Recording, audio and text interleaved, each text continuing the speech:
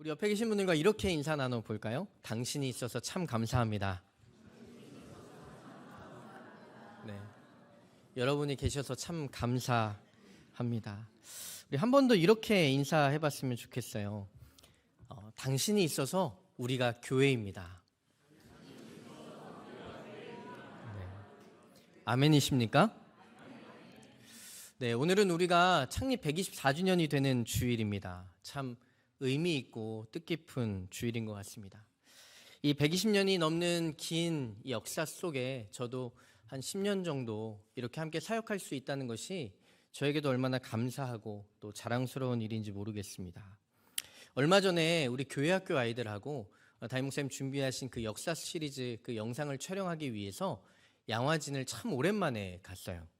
이 양화진 선교사 묘원에 여러 번 제가 방문했거든요. 이전 사역지에서도 이제 아이들 중고등부 아이들을 이제 훈련하고 선교지에 가기 전에 꼭 양화진을 들려서 설명도 하고 또 나눔도 하면서 이 양화진에 여러 번 갔었습니다. 그런데 이번에 갔더니 이전에 다른 사역지에서 갔을 때와는 전혀 다른 그런 감동이 있더라는 것입니다.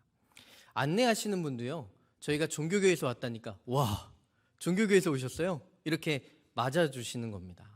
왜냐하면 거기에는 저희 캠벨 선교사님도 묻혀 계시고 또 우리 하디 선교사님도 묻혀 계신, 그래서 그냥 양화진에 가면 저희 교회는 그냥 그대로가 역사인 곳이기 때문에 그렇게 너무나 반갑게 맞아주시더라는 것입니다.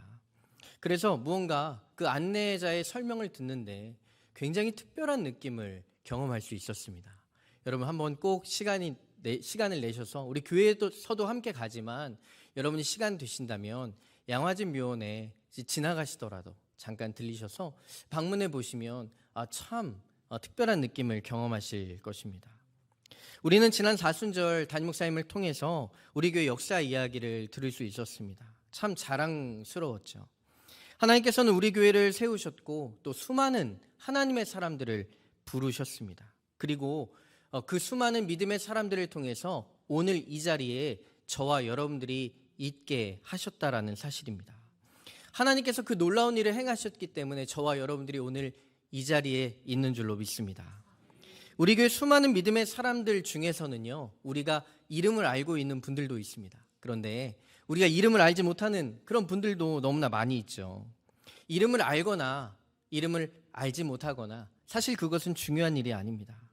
정말 중요한 것은 하나님이 저와 여러분들을 부르셨다는 사실입니다. 수많은 교회 역사 안에 하나님의 사람들을 부르셨고 지금도 저와 여러분들이 이곳에 부르셔서 우리를 함께하게 하셨다라는 사실이죠. 중요한 것은 하나님의 그 부르심에 순종하는 사람들입니다. 하나님께서 말씀하셨을 때 주님, 제가 여기 있습니다. 저를 사용하여 주시옵소서. 이렇게 하나님 앞에 고백하는 사람들을 하나님께서 사용하셨고 또 그 사람들을 통해서 저와 여러분들은 오늘 이 자리에 함께 있도록 부르신 줄로 믿습니다. 헬라어로 이 교회를 에클레시아라고 부릅니다. 이 에클레시아라는 단어는 에크라는 단어와 칼레오라는 이 두 단어가 합성된 단어입니다. 그래서 이 에크라는 단어는 밖으로라는 뜻이고요. 이 칼레오라는 단어는 부르다라는 뜻입니다. 그래서 하나님께서는 우리를 이 세상 속에 함께 살아가지만 이 가운데서 우리를 불러내셔서 특별히 하나님의 사람들로 모이게 하셨다라는 것입니다. 하나님께서 저와 여러분들 왜 부르셨을까요? 하나님께서는 우리를 사랑하심으로 우리가 하나님의 자녀로 살아가기를 원하시기에 우리를 부르신 것입니다. 조금 더 구체적으로 이야기하면 저와 여러분들이 이 세상을 살아가지만 이 세상에 속한 수많은 사람들과는 조금 다른 특별한 존재로 살아가기를 원하신 것입니다. 그 특별함은 바로 하나님 나라를 이루어가기 위한 부르심으로 저와 여러분을 부르셨다라는 사실입니다.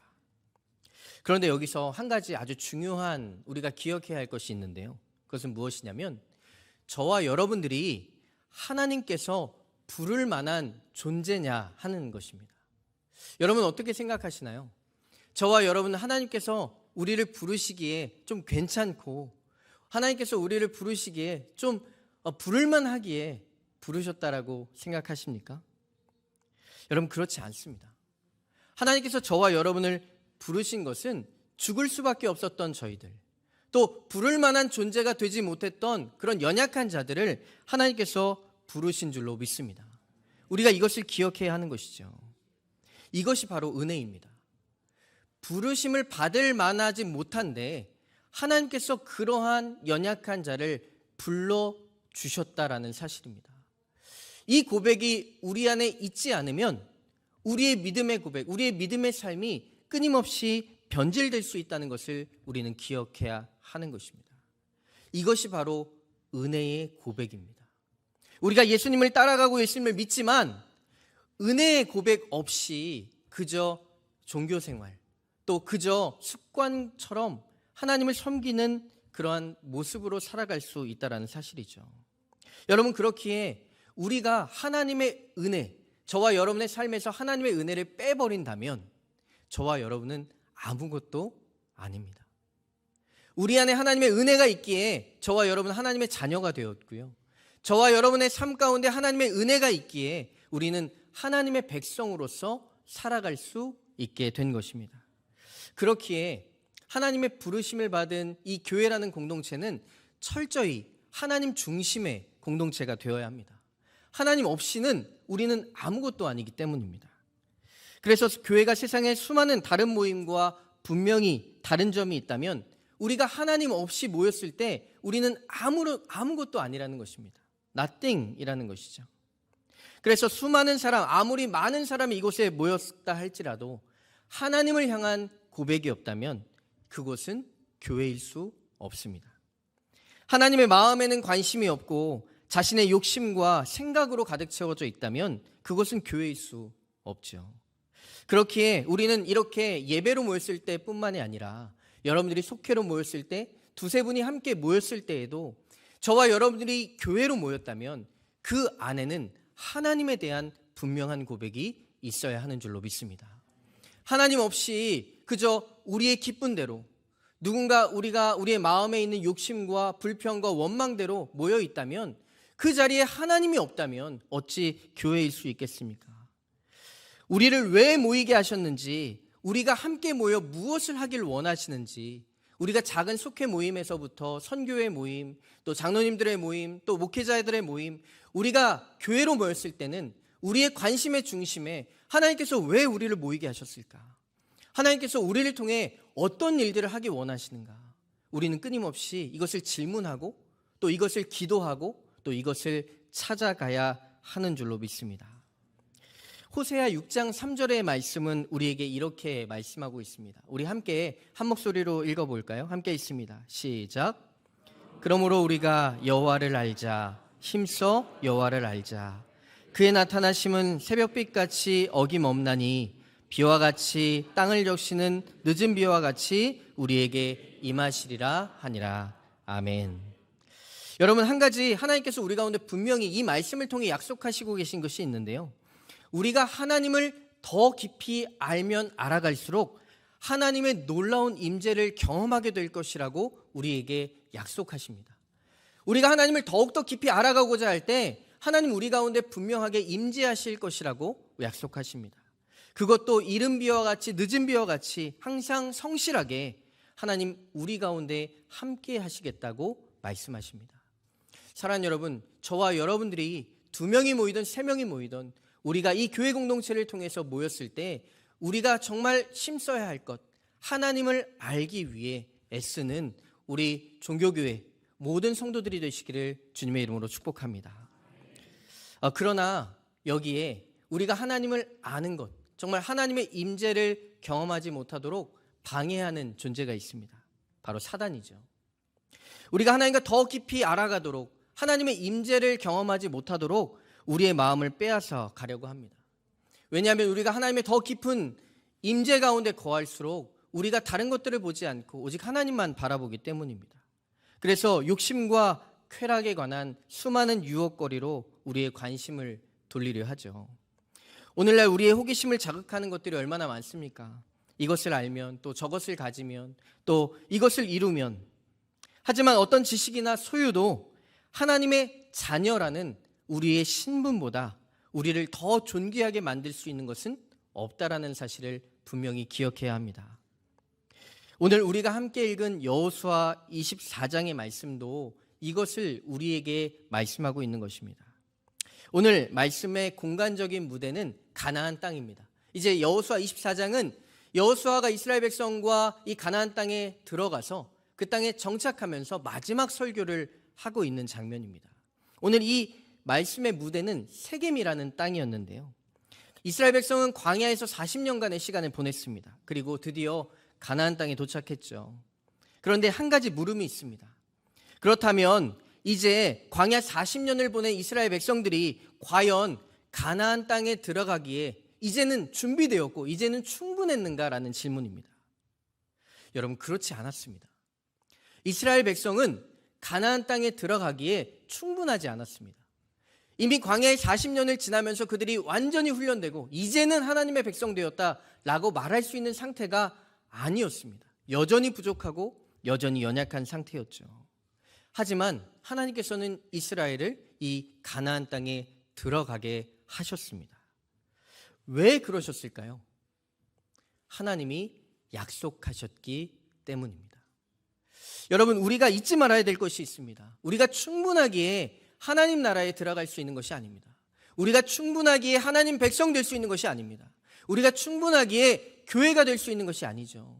우리가 교회 될 수 있는 것, 하나님의 백성이 될 수 있는 것, 하나님의 자녀 될 수 있는 것은 오직 하나님의 은혜입니다. 하나님의 약속이 우리를 그렇게 부르신 것입니다. 오늘 14절과 15절의 말씀을 우리 다시 한번 읽어보기 원하는데요. 우리 한 목소리로 14절, 15절의 말씀을 같이 읽어보겠습니다. 함께 있습니다. 시작. 그러므로 이제는 여호와를 경외하며 온전함과 진실함으로 그를 섬기라. 너희의 조상들이 강 저쪽과 애굽에서 섬기던 신들을 치워버리고 여호와만 섬기라. 만일 여호와를 섬기는 것이 너희에게 좋지 않게 보이거든 너희 조상들이 강 저쪽에서 섬기던 신들이든지 또는 너희가 거주하는 땅에 있는 아모리 족속의 신들이든지 너희가 섬길 자를 오늘 택하라. 오직 나와 내 집은 여호와를 섬기겠노라 하니. 아멘. 우리가 함께 읽은 말씀은 이스라엘이 이 가나안 땅에 정착한 후에 여호수아가 백성들에게 마지막으로 선언하고 있는, 마지막으로 선포하고 있는 설교입니다. 그의 마지막 유언과 같은 메시지를 이스라엘 백성들에게 이렇게 전하는 것이죠. 너희들 기억해야 한다.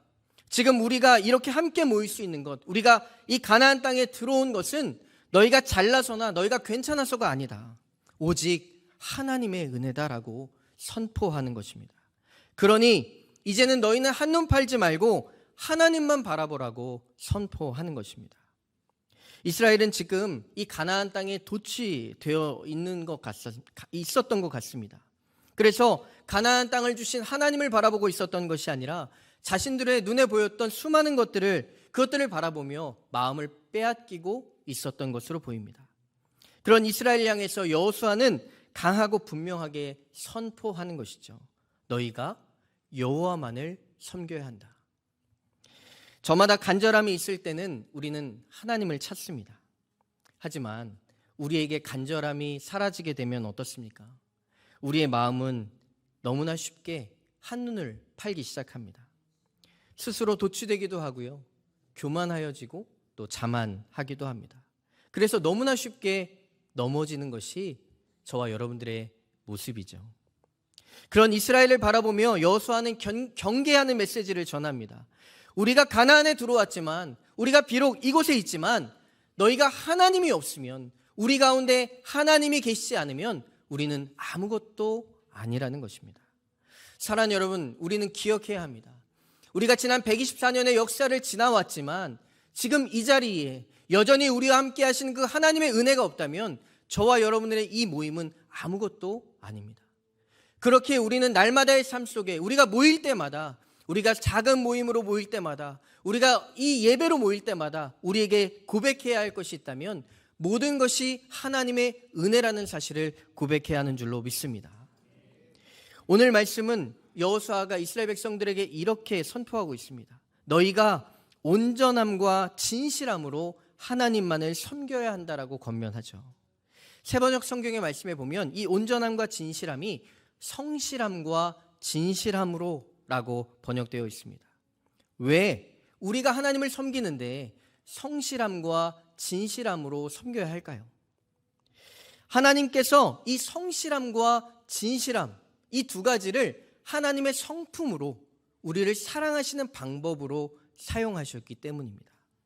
하나님은 우리를 사랑하실 때, 하나님께서 이스라엘 백성들을 사랑하실 때 성실함과 진실함으로 사랑하셨습니다. 이 성실함이라고 하는 것은 약속을 지키며 모든 일에 헌신하고 변함이 없는 것을 뜻합니다. 진실함은 거짓이 없고 말과 행동이 일치함을 의미하는 것이죠. 사랑하는 여러분, 이스라엘 백성들이 가나안 땅에 들어갈 수 있는 이유가 무엇이었습니까? 하나님의 성실하심 때문입니다. 하나님께서 약속하셨고 그 약속한 대로 그대로 지키셨기에 그들이 들어갈 수 있었던 것이죠. 그들의 모습과 태도로는 도저히 들어갈 수 없는 땅이 가나안 땅이었습니다. 그러나 그들이 그 땅에 들어갈 수 있었던 이유가 있다면 하나님께서 그들을 성실하고 진실하게 사랑하셨기 때문입니다. 사랑하는 여러분, 저와 여러분이 오늘 이 자리에 있을 수 있는 이유가 무엇입니까?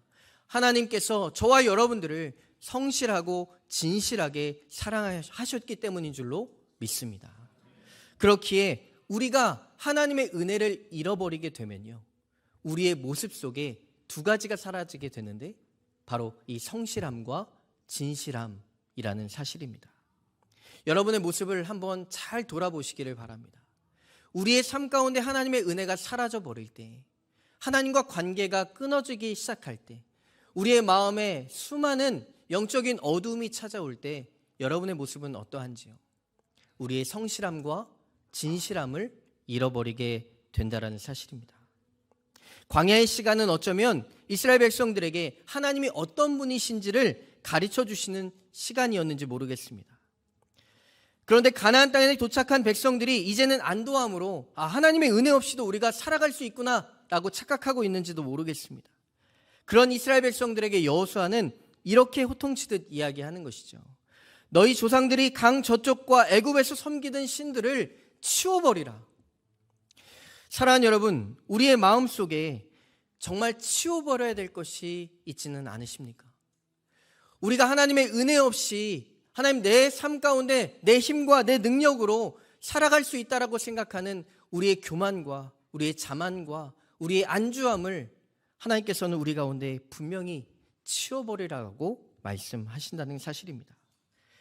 사랑하는 여러분, 124년이라는 우리의 교회의 숫자가 하나님을 향한 나의 믿음의 증거가 될 수 없습니다. 이것은 우리에게 주신 하나님의 은혜의 숫자이지, 내가 이 교회 다닌다고 해서 100년이 넘는 교회 3대와 4대의 신앙생활을 한다고 해서 그것이 나의 믿음의 표준이 될 수 없다라는 사실이죠.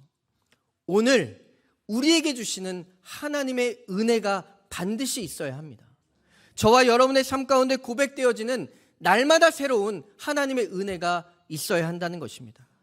그렇기에 오늘 이 예배 가운데 함께하는 저와 여러분, 오늘도 내가 하나님의 은혜 없이는 아무것도 아니라는 사실을 고백할 수 있는 이 예배의 자리가 될 수 있기를 주님의 이름으로 축복합니다.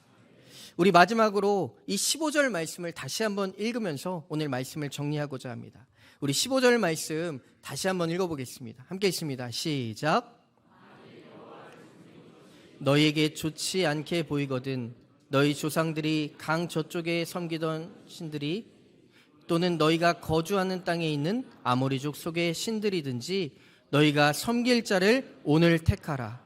오직 나와 내 집은 여호와를 섬기겠노라 하니. 아멘. 사랑하는 여러분, 오늘 지금 여기 이 자리에서 다시 한번 분명한 믿음의 선택을 하시기를 주님의 이름으로 축복합니다. 저와 여러분의 삶 가운데 치워버려야 될 것이 있다면 단호하게 치워버릴 수 있는 저와 여러분의 삶이 되시기를 축복합니다. 우린 그 고백으로 하나님 앞에 서야 합니다. 내 자신의 삶 가운데 하나님을 향한 분명한 은혜의 고백으로 주님 앞에 서야 할 줄로 믿습니다. 하나님은 우리에게 성실하십니다. 변함이 없으시며 우리의 연약함과 부족함, 우리가 어떠하든지 상관없이 우리를 향한 하나님의 약속을 지키시는 분이십니다. 또한 하나님은 우리에게 진실하시죠. 하나님은 거짓이 없으시며 우리를 향한 하나님의 온전한 사랑으로 끝까지 사랑하시는 분이 우리 하나님이십니다. 오늘 관리부 주간 예배로 드리고 있습니다. 오늘 특별히 헌신하여 드리는 우리 관리부원들, 성실함과 진실함으로 하나님 앞에서 맡겨진 직분을 잘 감당할 수 있는 모든 관리부원들이 되시기를 축복합니다. 아울러 124주년 우리에게 주신 하나님의 은혜를 고백하는 모든 성도들, 한 사람 한 사람 위에 내가 오직 하나님만을 섬기겠다라고 하는 그 믿음의 결단이 분명하게 고백되어지는 오늘 이 예배가 되시기를, 또 여러분의 삶이 되시기를 주님의 이름으로 축복합니다. 함께 기도하겠습니다. 사랑과 은혜의 하나님, 114년이라는 시간 동안 한결같이 성실함으로 진실함으로 우리를 지켜주심에 감사드립니다. 하나님, 우리가 지금 여기 이 자리까지 하나님의 인도하심이 없었더라면, 하나님의 은혜가 없었더라면 우리가 여기에 함께 서 있을 수 없음을 고백합니다. 사랑과 은혜의 하나님, 우리 사랑하는 종교교회의 모든 시간들 가운데 주님 다시 오시는 그 날까지 날마다 하나님의 은혜를 고백할 수 있는 믿음의 교회가 될 수 있도록 축복하여 주시옵소서. 모든 성도들 두세 사람이 모일 때마다, 예배로 모일 때마다 모든 것이 하나님의 은혜였음을 고백하게 하시고, 그 삶의 믿음 가운데 하나님만을 섬길 수 있는 분명한 믿음의 고백이 모든 성도들의 삶 가운데 고백되게 하여 주시옵소서. 오늘 특별히 헌신하여 드리는 관리부원들의 그 헌신 위에 주님께서 함께하여 주시고 하나님의 은혜를 더하여 주시옵소서. 함께하실 주님을 기대하며 살아계신 예수 그리스도의 이름으로 기도드렸습니다. 아멘.